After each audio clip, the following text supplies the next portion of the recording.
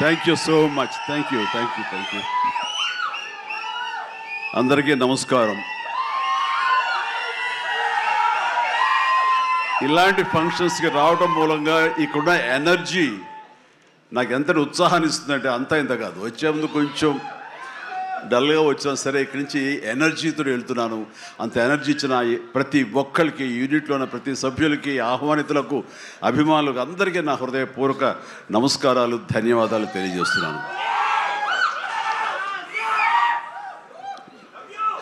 ఏంటి ఫంక్షన్ ఉందా? ఎవరు హీరో? లైలా, మన విశ్వక్షన్ ఫంక్షన్కి వెళ్తున్నావా? ఎందుకు వెళ్ళకూడదు? అతను మన మనిషి కాదు, అవతల బాలకృష్ణ. అప్పుడప్పుడు తారక్ అంటాడు అని. అంటే మనుషులు అన్నాక వేరే వాళ్ళ మీద అభిమానం, ప్రేమ ఉండకూడదా? నా మీద ఆప్యాయత ఉండకూడదా? ఇదేంటిది? మా ఇంట్లోనే మా అబ్బాయి సూర్య అంటే చాలా ఇష్టం. అంత మాత్రం చేత వాడి ఫంక్షన్ వెళ్ళకూడదా? వాడితో కలిసి భోజనం చేయకూడదా? వాడితో ఉండకూడదా? అలాగే మరి మూర్తి గారు అడిగారా, నాగేంద్ర అడిగారా, ఎవరు అడిగారో తెలియదు. కానీ అక్కడ ఉన్నారు, వెళ్ళిపోయారు మూర్తి గారు, తెలియదు. కానీ నేను ఆ క్లిప్ చూశాను, వాయిస్ గుర్తు లేదు. మీరు బాలకృష్ణ కాంపౌండ్ కదా విశ్వక్సేన్, ఇప్పుడు మెగా కాంపౌండ్ నుంచి ఆయన ఎలా వచ్చారు అని చాలా చక్కగా సమాధానం చెప్పాడు. మా ఇంటికి కాంపౌండ్ ఉంది కానీ ఫిలిం ఇండస్ట్రీ కాంపౌండ్ లేదని. I appreciate. నిజమే, ఇక్కడ గిరుకీసుకుని ఎప్పటికప్పుడు ఏ హీరోలుగా హీరోలా ఉండే రోజులు నిజంగా ఉన్నాయి, లేకపోలేదు. షూటింగ్ల వరకే. ఆ తర్వాత వాళ్ళు ఎవరి ఇళ్ళకి వాళ్ళు వెళ్ళిపోతారు, ఎవరి ప్రోగ్రాం వాళ్ళు చూసుకుంటారు. అలాంటి రోజుల్లో నేను ఉన్నాను. వాళ్ళు అలా ఉండటం మూలంగా వాళ్ళ మధ్య సఖ్యత ఉండదేమో, వాళ్ళ మధ్య ఒక విభేదాలు ఉంటాయేమో అనే ఒక రకమైన భ్రమలో ఇక్కడ అభిమానులు కొట్టుకుని చచ్చేవాళ్ళు. ఆ వాల్ పోస్టులు చింపుకునేవాళ్ళు. నెల్లూరులో మా కజిన్స్ ఉండేవాళ్ళు, వాళ్ళిద్దరు సొంత అన్నతమ్ములు. కానీ వాళ్ళు రామారావు గారిని, ఒకళ్ళు నాగేశ్వరరావు గారిని ప్రేమించేవాళ్ళు, ఇష్టపడేవాళ్ళు, అభిమానించేవాళ్ళు. వాళ్ళిద్దరు కొట్టేసుకున్నారు, రక్తొచ్చే కొట్టేసుకున్నారు. నాకు దానికి కంగారు వచ్చేసింది. నేను చిన్నోడిని. ఎందుకలా కొట్టుకున్నారంటే వాడు అభిమాని, వాడు వాడు అది అంటే నాగ్గాడు ఇలాగని ఇద్దరు కొట్టుకుంటున్నారని చెప్పేసి. అంటే నాకు ఆ రోజు నుంచి మొదలైంది, ఏంటి సినిమా వాళ్ళు హీరోలు బాగానే ఉంటారు, వీళ్ళు కొట్టుకుని వస్తారేంటి అని చెప్పేసి. నేను ఫిలిం యాక్టర్ని అయిన తర్వాత హీరోల మధ్య ఒక సఖ్యత, సహృద్భావ వాతావరణం అది ఉండాలి, ఏర్పాటు చేయాలి బలంగా నాకు ఏర్పడటానికి ఆల్రెడీ అదొక ఇన్సిడెంట్. అందుకనే మెడ్రాస్లో హనీ హౌస్ అని అప్పట్లో ఉండే జర్నలిస్టులకు తెలిసే ఉంటుంది. ఆ హనీ హౌస్ ఏంటంటే 1 acre ల్యాండ్లో ఉంటుంది. ఎక్కడ ఏ 100 days ఫంక్షన్ జరిగినా, ఏ ముహూర్తాలు ప్రారంభోత్సవాలు జరిగినా, ఎవరికి ఏ బర్త్డేలు జరిగినా, ఏ 31st నైట్ డిసెంబర్ ఫంక్షన్ చేసుకోవాలనుకున్నా సరే అటు తమిళ ఇండస్ట్రీని, ఇటు తెలుగు ఇండస్ట్రీని ఆహ్వానించి అక్కడ అందరికీ చక్కగా పార్టీ ఇచ్చి ఒక రిక్రియేషన్ తోటి మంచి భోజనాలు చేసుకుంటూ, అంటే అవి ఉంటాయనుకోండి, అది వేరే విషయం. సో వీటితోటి మనుషుల్లో ఉండే అరమరకలు కానివ్వండి, పొరపచ్చలు కానివ్వండి, ఇవన్నీ కూడా సమస్యపై ఎంతో హాయిగా ఉంటారు.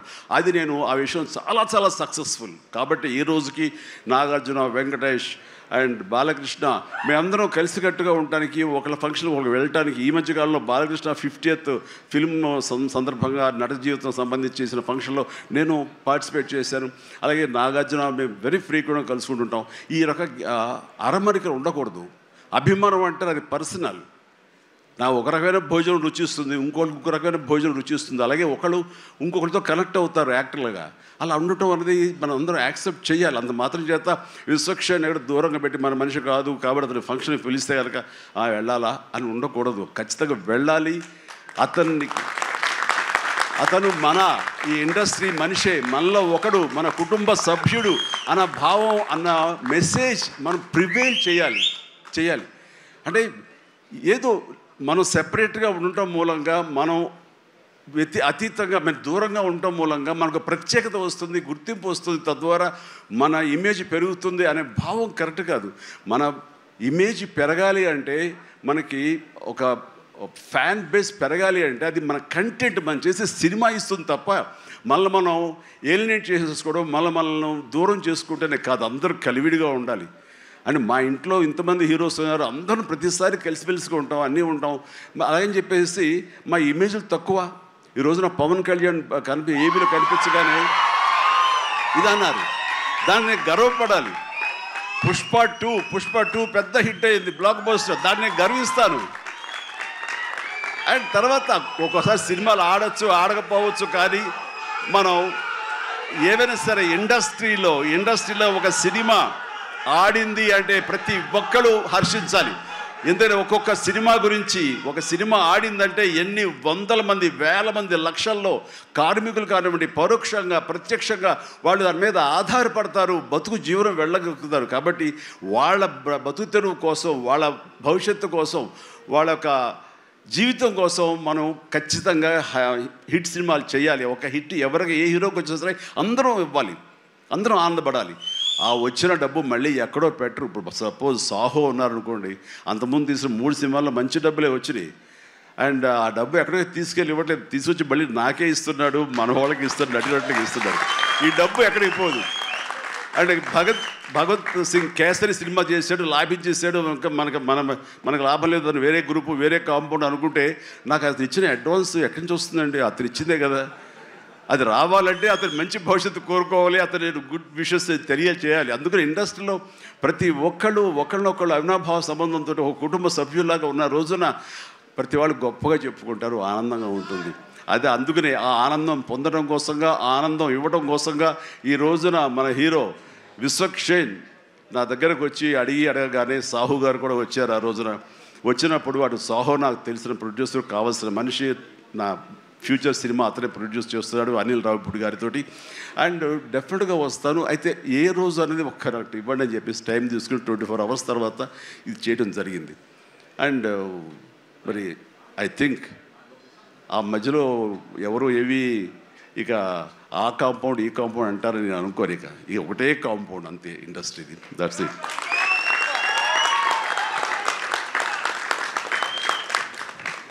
ఇక ఈ సినిమా ట్రైలర్ చూసిన తర్వాత నాకు ఎక్కడో మనం ఉండే పెద్దరికంతో మనం సంసారపక్షంగా ఉంటున్నాం, మన కుటుంబం అని, కానీ ఎక్కడో అన్నగారిపోయినటువంటి ఉంటే సరే అది ఆ కోరికలు గబుక్కుని పెళ్ళు బుక్కింది. ఆఫ్టర్ ఆల్ ట్రైలర్ మనిషి కొంచెం మోటుగా ఉన్నాడు, ప్రౌఢలాగా అనిపిస్తున్నాడు, కానీ గ్లామర్ తగ్గలేదు, కసుక్కని అనిపిస్తున్నాడు. ఈ అమ్మ అసలు అది విశ్వక్షేణ్ కాకుండా నిజంగా ఆడపిల్ల అయి ఉంటే ఎక్కడో గుండె జారి కొంచెం గల్లంత అయ్యేదేమో అనిపించింది. ఆ మురుగు నాకు అంత గ్లామర్గా ఉన్నాడు. నేను చేశాను ఆ సినిమాలో, తర్వాత నరేష్ చేశాడు, అలాగే రాజేంద్ర ప్రసాద్ గారు ఇంకో సినిమాలో చేశారు. ఇవన్నీ కూడా బాగా ఆడినాయి. ఇందాక ఆయన చెప్పినట్టుగా, మన అనిల్ రావిపూడి గారు చెప్పినట్టుగా అన్నీ కూడా మంచి హిట్స్ అయినాయి. ఈ సినిమా కూడా ఖచ్చితంగా హిట్ అవుతుంది. అది హిట్ అవ్వాలని కోరుకుంటున్నాను. హిట్ గ్యారంటీ ఈ సినిమాని. అంటే ఒక హీరో అంత రగ్గడగా, అంత టఫ్గా, అంత మొరటుగా ఉండే మాస్ మనిషి అంత నాజుగ్గా నవనవలాడుతూ ఛాన్స్ దొరికి పక్కన ఉండుంటే కనుక బుగ్గ కొరికే అనిపించే అంత ఫీలింగ్ ఉంది. అంటే అండ్ డెఫినెట్లీ ప్రతి వాళ్ళు ఆ కోరిక తీర్చుకోవడం కోసంగా, చూసుకుంటూ ఉండడం కోసంగా వెళ్తారని అనుకుంటున్నారు. ఖచ్చితంగా వెళ్తారు, ఆనందిస్తారు. అండ్ విశ్వక్షేణ్ అటు మాస్గా చేశాడు, ఇటు క్లాస్గా అమ్మాయిగా రాణించి అలా బాగా చేశాడు. అండ్ కథాంశంలో రామ్ నారాయణ్ డైరెక్టర్ చాలా ఎంటర్టైన్మెంట్ తోటి కామెడీగా ఉండేలాగా మొత్తం చాలా బాగా చేశాడని సాహు వాళ్ళు చెప్తుంటే కనుక ఎక్సలెంట్. ఈ రోజున అది కావాలి. అండ్ అనిల్ రావిపూడి తీసినటువంటి సినిమా నేను మొన్న చూసినప్పుడు నాకు ఆద్యంతం ఎక్కడ ఏంటి లాజిక్గా ఏది ఏమి పట్టించుకోలేదు. అసలు ఎక్కడ ఏం జరుగుతుందో అనేది లేదు. మరి మన పెద్ద ఆయన ఏం రాశారో తెలియదు, కానీ దాని మీద రివ్యూస్ ఎలా ఉన్నారా? ఆయన ఏం రాస్తారో నేను చూడలేదు, కానీ నా లాజిక్ అది పట్టించుకోకపోతే మాత్రం ఆద్యంతో సినిమా నేను నవ్వుతూనే ఉన్నాను, వెంటనే అవుతూనే ఉంది. వెంకటేష్ గారిని వీళ్ళంతా చేశారు. అదే రీతిలో ఈ సినిమా మన రామ్ నారాయణ గారు అదే రకంగా తీస్తారని చెప్పేసి ఎక్కడ ఊపిరి సలుపుకొనివ్వరు, ఎక్కడ లాజిక్ ఆలోచన పెట్టనివ్వరు, బ్రెయిన్ ఉపయోగించనివ్వరు. కేవలం హృదయంతో ఈ సినిమా చూస్తూ ఈ సినిమా ఆద్యంతో ఆనందంగా ఉంటుంది, ఎంజాయ్ చేస్తారని అనుకుంటున్నాను. అండ్ విశ్వక్షేణ్ ఖచ్చితంగా ధైర్యంగా ఉండి ఏం కాదు, ఈ cinema block buster. Ram Narayana God bless. And తర్వాత